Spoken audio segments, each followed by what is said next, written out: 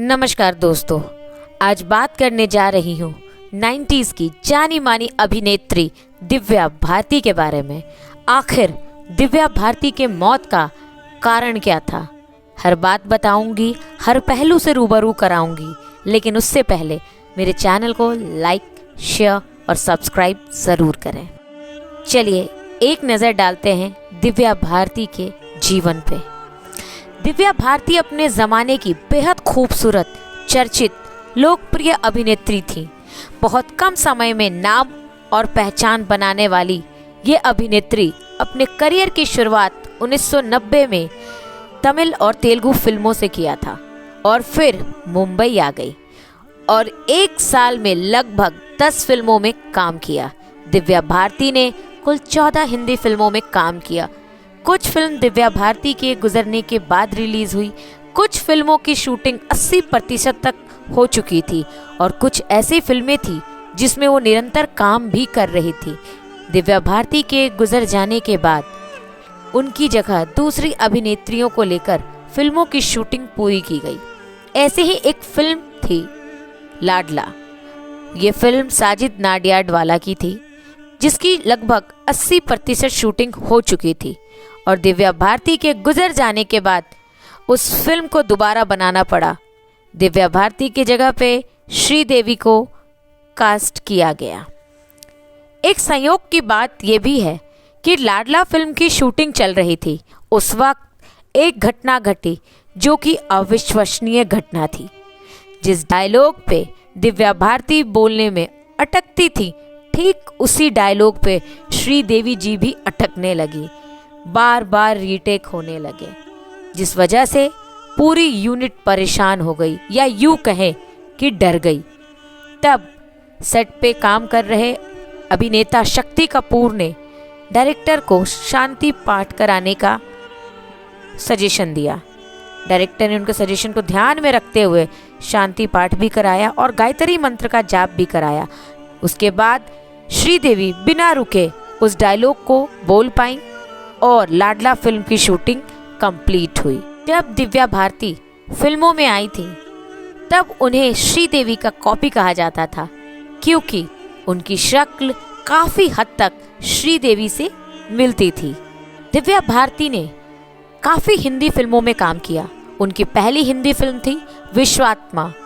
इस फिल्म का एक गाना काफ़ी मशहूर हुआ था और लोगों को बहुत पसंद आया था।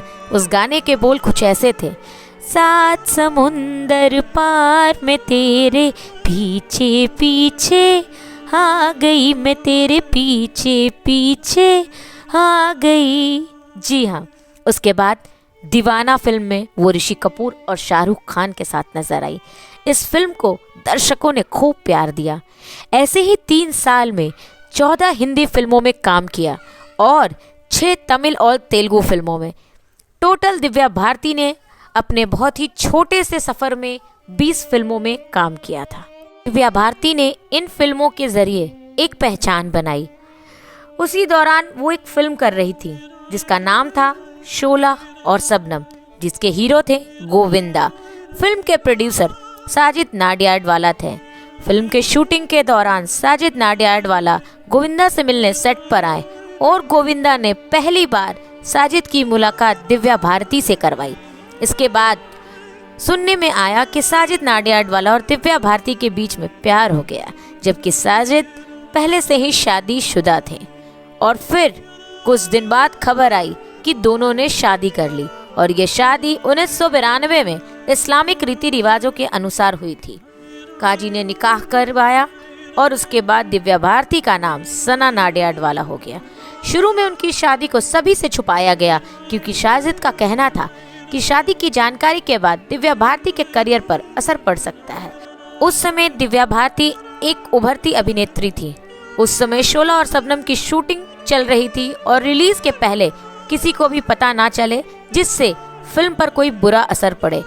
आगे 1993 में साजिद नाडियाडवाला ने दिव्या भारती को रहने के लिए घर दिलवाया, जो कि वर्सोवा इलाके में थी, जिसका नाम था तुलसी अपार्टमेंट। जी हाँ, तुलसी अपार्टमेंट में 5वीं मंजिल पे फ्लैट था। दिव्या भारती उस फ्लैट में रहने लगी। दिव्या भारती का भाई कुणाल कभी कभी वहाँ मिलने अपनी दीदी से आया करते थे। दिव्या भारती के माँ और पिता अलग रहते थे। 5 अप्रैल 1993 हैदराबाद से फिल्मों की शूटिंग करके लगभग दोपहर में दिव्या भारती मुंबई आ गई। फिर वो अपने घर यानी कि तुलसी अपार्टमेंट के फ्लैट में चली गई। दिव्या भारती को शूटिंग के दौरान पैर में काफ़ी चोट आई थी और उनकी उंगलियों में पट्टी थी।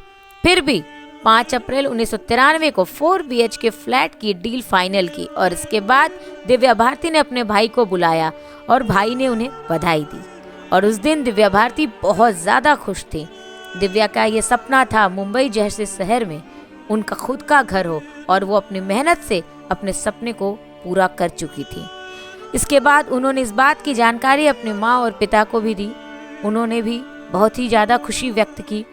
दिव्या भारती को 5 अप्रैल 1993 को ही शूटिंग के सिलसिले में बाहर जाना था, पर पैर में चोट थी और फ्लैट लेने की खुशी भी थी।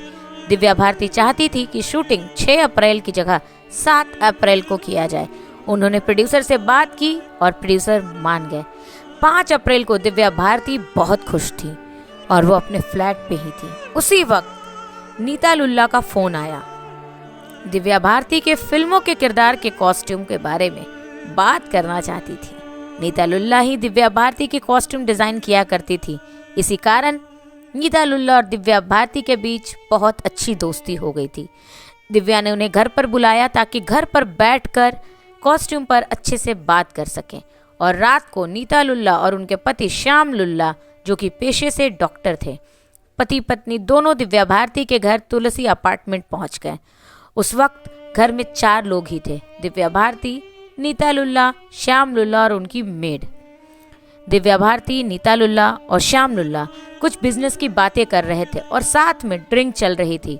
मेड नाश्ता बना रही थी और ड्रिंक कंटिन्यू चल रहा था। कहा जाता है कि उस रात 11 बजे तक दिव्या भारती ने काफ़ी ज़्यादा ड्रिंक ले ली थी। अचानक दिव्या भारती टहलते टहलते किचन की खिड़की के पास पहुंच गई, जहां की खिड़की में कोई भी ग्रिल नहीं लगी थी। और उस खिड़की पे बैठने के चक्कर में उनका बैलेंस बिगड़ गया और वो 5वीं मंजिल से गिर गई। यूं तो हमेशा उस जगह पे गाड़ियां पार्क रहती थी, बट इसे होनी कहें या बुरी किस्मत, उस वक्त वहाँ कोई गाड़ी पार्क नहीं थी और दिव्या भारती सीधा वहाँ फ्लोर पर जा गिरी। इधर नीता लुल्ला और श्याम लुल्ला टीवी देखने में खोए रहते हैं। तभी मेड की आवाज़ आती है। मेड की चीख सुनकर ये दोनों भी उधर जाते हैं और दिव्या को खिड़की से नीचे गिरा हुआ देख नीता लुल्ला, श्याम लुल्ला, मेड और कुछ पड़ोसी भागते हुए नीचे जाते हैं। देखते हैं कि दिव्या भारती को सिर में चोट लगी है। वहीं पास में कूपर हॉस्पिटल था। गाड़ी में डालकर दिव्या भारती को हॉस्पिटल ले जाया गया। तब तक दिव्या भारती की सांसें चल रही थी और वो जिंदा थी। लहूलुहान शरीर से खून बह रहा था। जब डॉक्टर ने चेक किया तो पता चला कि वो मर चुकी हैं। इस घटना के ठीक 5 साल बाद पुलिस इन्वेस्टिगेशन हुई। पोस्टमार्टम के आधार पर इसे एक्सीडेंटल डेथ बता करके केस बंद कर दिया गया। पुलिस ने हर पहलू और हर एंगल से जांच किया। डॉक्टर्स के रिपोर्ट में बताया गया कि बहुत ज़्यादा ही अल्कोहल लेने के कारण वो बैलेंस नहीं बना पाई और वो गिर गई। शरीर से ज़्यादा ब्लीडिंग हुई और उनकी मृत्यु हो गई। 1998 में एक्सीडेंटल मौत बताकर केस क्लोज कर दिया गया। ये थी दिव्या भारती की मौत की सच्चाई, जो डॉक्यूमेंट्री एविडेंस के हिसाब से गवर्नमेंट रिकॉर्ड में मौजूद है। तो दोस्तों, कैसी लगी मेरी आपको ये वीडियो, कमेंट करके ज़रूर बताएं। मिलते हैं इसी तरह कुछ अच्छे वीडियोस लेके अगले वीडियो में। तब तक के लिए बाय बाय, टेक केयर।